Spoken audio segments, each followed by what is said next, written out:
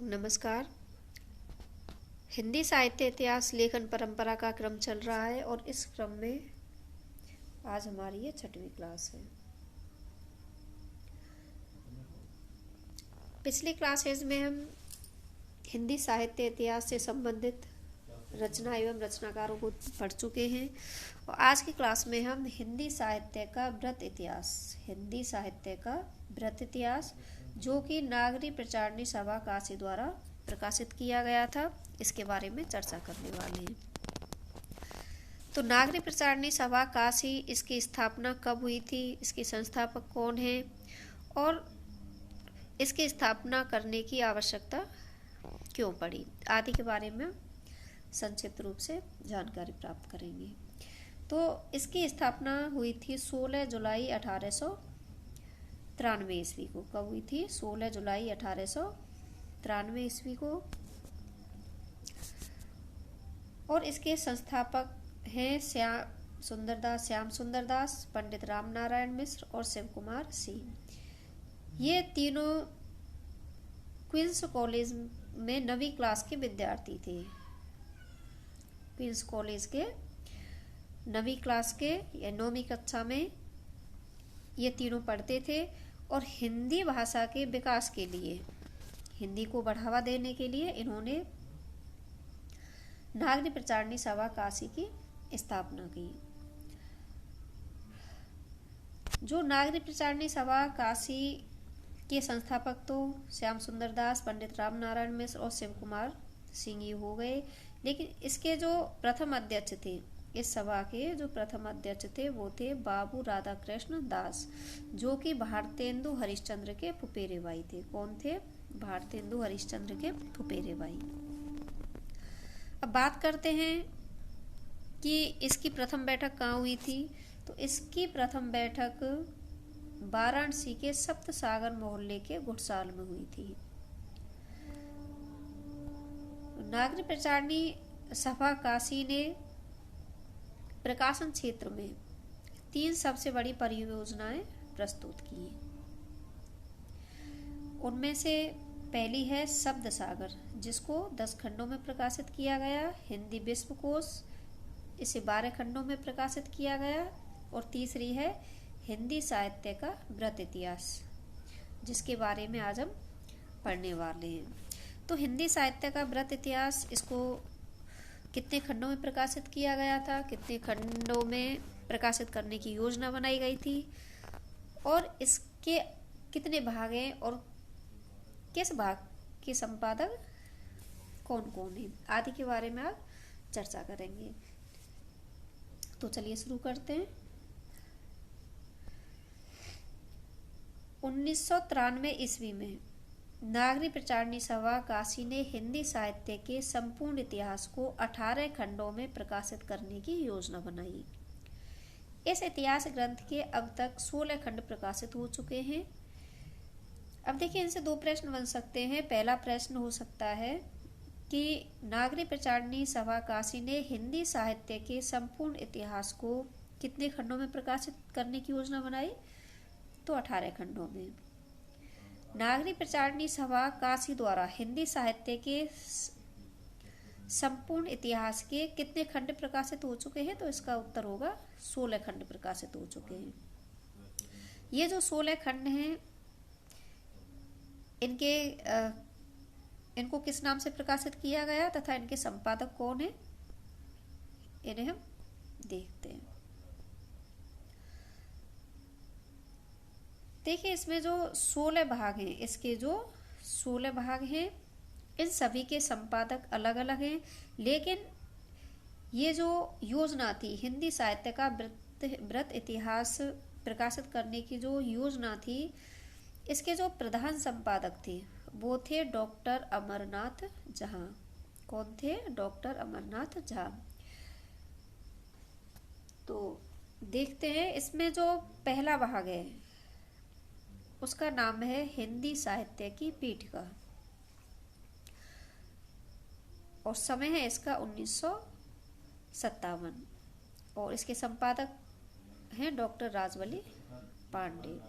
तो प्रथम भाग को किस नाम से प्रकाशित किया गया था? हिंदी साहित्य की पीठ का 1957 में, और संपादक है इसके डॉक्टर राजवली पांडे। ये जो इसका प्रथम भाग था हिंदी साहित्य की पीठ का, इसकी प्रस्तावना डॉक्टर राजेंद्र प्रसाद ने लिखी थी, जो भारत के तत्कालीन राष्ट्रपति थे। दूसरे भाग की बात करते हैं तो इसका दूसरा भाग है हिंदी भाषा का विकास, 1965 ईस्वी, और इसके संपादक हैं डॉक्टर धीरेन्द्र वर्मा तथा बाबूराव सक्सेना। ठीक है, हिंदी भाषा का विकास 1965 ईस्वी, और संपादक हैं इसके डॉक्टर धीरेन्द्र वर्मा तथा बाबूराव सक्सेना। तीसरा भाग है इसका हिंदी साहित्य का उदय और विकास। हिंदी साहित्य का उदय और विकास, इसे आदिकाल नाम भी दिया गया, जो कि 1983 ईस्वी में है, और इसके संपादक हैं वो हैं पंडित करुणापति त्रिपाठी, भोला शंकर व्यास तथा वासुदेव सिंह।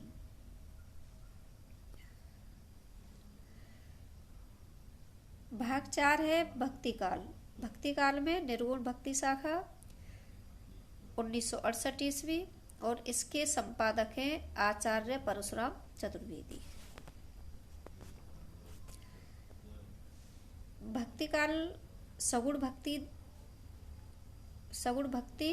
1974 ईस्वी, और इसके संपादक हैं 3 व्यक्तियों द्वारा इसका संपादन किया गया था, दीनदयाल गुप्त, विजेंद्र स्नातक और देवेंद्र नाथ शर्मा।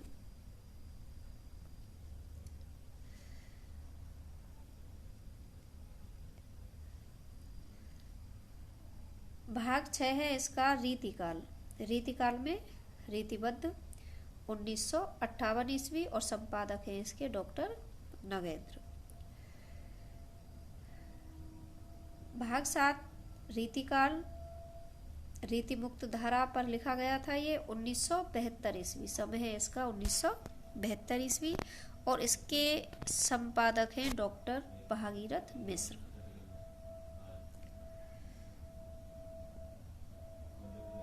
भाग 8 है इसका हिंदी साहित्य का अभ्युत्थान, भारतेंदु काल। इसे क्या नाम दिया गया? हिंदी साहित्य का अभ्युत्थान, और इसे भारतेंदु काल नाम भी दिया गया, जो कि 1972 में है, और इसके जो संपादक हैं वो हैं डॉक्टर विनय मोहन शर्मा। हिंदी साहित्य का परिष्कार। हिंदी साहित्य का परिष्कार जो द्विवेदी काल पर लिखा गया था, 1977 ईस्वी, और इसके जो संपादक हैं वो हैं सुधाकर पांडे। 10वां भाग है हिंदी साहित्य का उत्कर्ष। हिंदी साहित्य का उत्कर्ष नाम से 3 भाग लिखे गए, 10, 11 और 12, और इन सभी में अलग अलग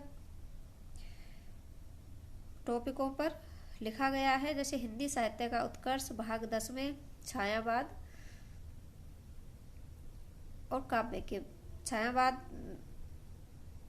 में जो काव्य था, छायावादी जो काव्य था, उसके बारे में लिखा गया है, और इसके संपादक हैं डॉक्टर नगेंद्र और शिव प्रसाद मिश्र और रामेश्वर शुक्ल अंचल। कौन कौन है? डॉक्टर नगेंद्र, शिव प्रसाद मिश्र और रामेश्वर शुक्ल अंचल। हिंदी साहित्य का उत्कर्ष, छायावाद और नाटक, 1972 ईस्वी।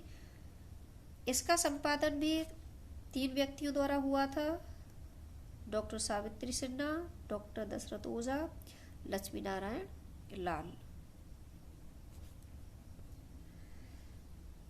भाग 12 हिंदी साहित्य का उत्कर्ष, कथा साहित्य। हिंदी साहित्य का उत्कर्ष,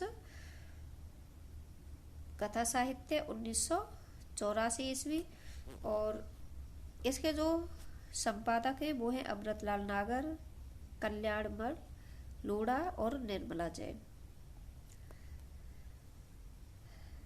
भाग 13 है हिंदी साहित्य का समालोचन।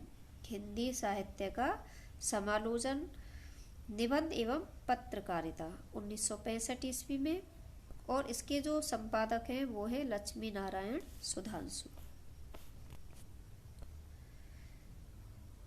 भाग 14 हिंदी साहित्य का अद्यतन काल 1970 ईस्वी, और संपादन किया गया था इसका हरिवंश लाल शर्मा और कैलाश चंद्र भाटिया द्वारा। किसके द्वारा किया गया था? हरवंश लाल शर्मा और कैलाश चंद्र भाटिया द्वारा। भाग 15 है आंतर भारतीय साहित्य। आंतर भारतीय साहित्य 1979 ईस्वी, और इसके संपादक हैं डॉक्टर नगेंद्र। भाग 16 है हिंदी का लोक साहित्य। हिंदी का लोक साहित्य जो कि 1960 में है, और इसके संपादक हैं राहुल सांकृत्यायन और कृष्णदेव उपाध्याय। ये हो गए नागरिक प्रचारणी सभा काशी द्वारा जो हिंदी साहित्य का वृहत इतिहास प्रकाशित किया गया था, उसके पूरे 16 भाग हो गए। 16 भागों में इसे प्रकाशित किया गया था। 1900 अब आगे देखते हैं कि इसका विमोचन कब किया गया था। 1984 ईस्वी में इसका विमोचन श्रीमती इंदिरा गांधी द्वारा किया गया था, जो कि उस समय देश की प्रधानमंत्री थी। अब हिंदी साहित्य का जो वृहत इतिहास है नागरिक प्रचारणी सभा काशी द्वारा, वो 1957 ईस्वी से 1957 से शुरू हुआ था इसका लेखन कार्य, और 1984 तक ये पूर्ण रूप से प्रकाशित हो चुका था। यानी कि 1957 से लेखन कार्य शुरू हुआ था, 1984 तक इसके जो 16 भाग हैं उन 16 भागों का प्रकाशन हो चुका था। तो आज की क्लास में इतना ही। हिंदी साहित्य से संबंधित जितनी भी रचनाएं हैं, उनके रचनाकार हैं, उन सभी को हम पढ़ चुके हैं। आगे की क्लास में हम काल विभाजन से संबंधित तथ्यों को देखेंगे। काल विभाजन की आवश्यकता क्यों पड़ी, किन किन विद्वानों के द्वारा कालों का क्या नामकरण किया गया है, आदि के बारे में हम चर्चा करेंगे। इस क्लास में इतना ही। धन्यवाद।